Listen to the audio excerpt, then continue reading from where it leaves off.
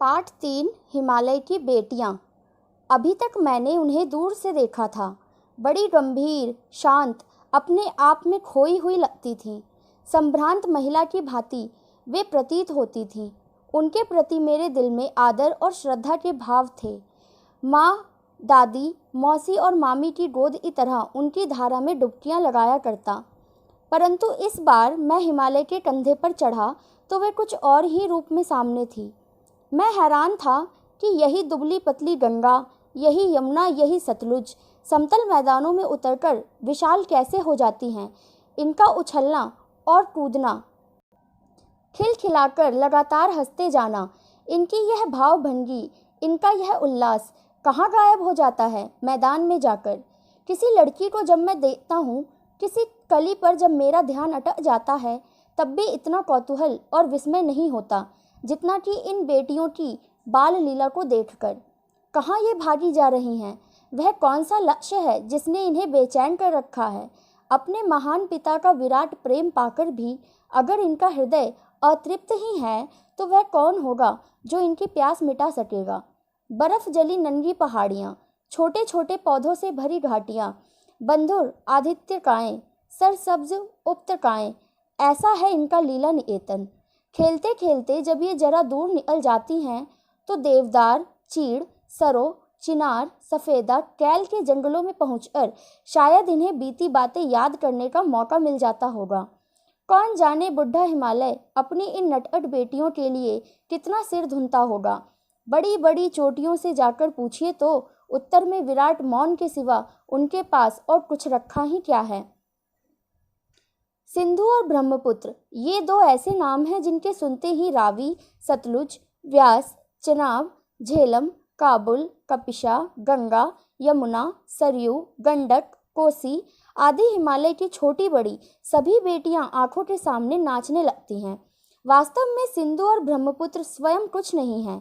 दयालु हिमालय के पिघले हुए दिल की एक एक बूंद ना जाने कब से इकट्ठा होकर इन दो महानदों के रूप में समुद्र की ओर प्रवाहित होती रही हैं। कितना सौभाग्यशाली है वह समंदर जिसे पर्वतराज हिमालय की इन दो बेटियों का हाथ पकड़ने का श्रेय मिला। जिन्होंने मैदानों में ही इन नदियों को देखा होगा, उनके ख्याल में शायद ही यह बात आ सके कि बूढ़े हिमालय की गोद में बच्चियां बनकर ये कैसे खेला करती हैं।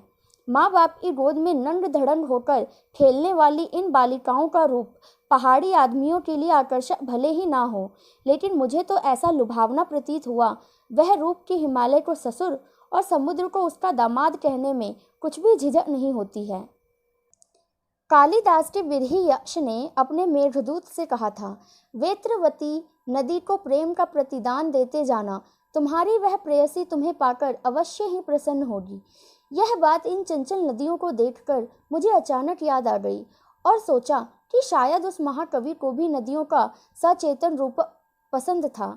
दरअसल जो भी कोई नदियों को पहाड़ी घाटियों और समतल आंगनों के मैदानों में जुदा जुदा शक्लों में देखेगा, वह इसी नतीजे पर पहुंचेगा। काका कालेलकर ने नदियों को लोक माता कहा है, किंतु माता बनने से पहले यदि हम इन्हें बेटियों के रूप में देख लें तो क्या हर्ज है।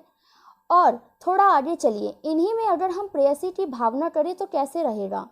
ममता का एक और भी धागा है जिसे हम इनके साथ जोड़ सकते हैं। बहन का स्थान कितने कवियों ने इन नदियों को दिया है। एक दिन मेरी भी ऐसी भावना हुई थी। लिंग यानी तिब्बत की बात है। मन उचट गया था, तबीयत थोड़ी ढीली थी। सतलज के किनारे जाकर बैठ गया। दोपहर का समय था, पैर लटका दिए पानी में। थोड़ी ही देर में प्रगतिशील जल ने असर डाला, तन और मन ताजा हो गया तो लगा मैं गुनगुनाने, जय हो सतलज बहन तुम्हारी, लीला अचरज बहन तुम्हारी, हुआ मुदित मन हटा खुमारी, जाऊं मैं तुम पर बलिहारी। तुम बेटी यह बाप हिमालय, चिंतित पर चुपचाप हिमालय, प्रकृति नटी के चित्रित पट पर अनुपम अद्भुत छाप हिमालय, जय हो बहन सतलज बहन तुम्हारी। तो ये लेख था नागा अर्जुन का। आज की प्रश्न उत्तर कर लेते हैं। पहला प्रश्न है कि नदियों को माँ मानने की परंपरा हमारे यहाँ काफ़ी पुरानी है, लेकिन लेखक नागा अर्जुन उन्हें और किन रूपों में देखते हैं। उत्तर, नदियों को माँ का स्वरूप तो माना गया है, लेकिन लेखक नागा अर्जुन ने उन्हें बेटियों, प्रेयसी व बहन के रूप में भी देखा है। प्रश्न 2, सिंधु और ब्रह्मपुत्र की क्या विशेषताएं बताई गई हैं? सिंधु और ब्रह्मपुत्र हिमालय से निकलने वाली प्रमुख और बड़ी नदियां हैं। इन दो नदियों के बीच से ही अन्य दो छोटी बड़ी नदियां बहती हैं। ये नदियां दयालु हिमालय के पिघले दिल की एक एक बूंद इकट्ठा होकर ये नदी बनी है। ये नदियां बहुत ही सुंदर और लुभावनी लगती हैं।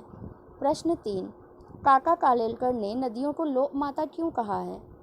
जल ही जीवन है। ये नदियाँ हमें क्या प्रदान करती हैं? जल। और जल से हमें क्या मिलता है? जीवन दान। तो ये नदियाँ लोगों के लिए कल्याणी एवं माता के समान पवित्र हैं। इन नदियों के किनारे ही लोगों ने अपनी पहली बस्ती बसाई और खेती बाड़ी को भी शुरू किया। इसके अलावा ये नदियाँ गाँवों और शहरों की गंदगी भी अपने साथ बहाकर ले जा रही है। इनका जल भूमि की उर्वरा शक्ति को बढ़ाने में विशेष भूमिका निभाता है। मानव के आधुनिकीकरण में जैसे बिजली बनाना, सिंचाई के नवीन साधनों आदि में इन्होंने पूरा सहयोग किया है। मनुष्य के लिए ही नहीं बल्कि पशु पक्षी पेड़ पौधे आदि के लिए भी ये बहुत ही ज़रूरी है। इस प्रकार नदियाँ हमारे लिए कल्याणकारी हैं और यही कारण है कि काका कालेलकर ने उन्हें लोक माता यानी हम लोगों की माता कहा है। प्रश्न 4, हिमालय की यात्रा में लेखक ने किन किन चीज़ों की जो है प्रशंसा की है? हिमालय की यात्रा में लेखक ने नदियों, पर्वतों, बर्फीली पहाड़ियों, हरी भरी घाटियों तथा महासागरों की भूरी भूरी यानी विभिन्न प्रकार की प्रशंसा की है।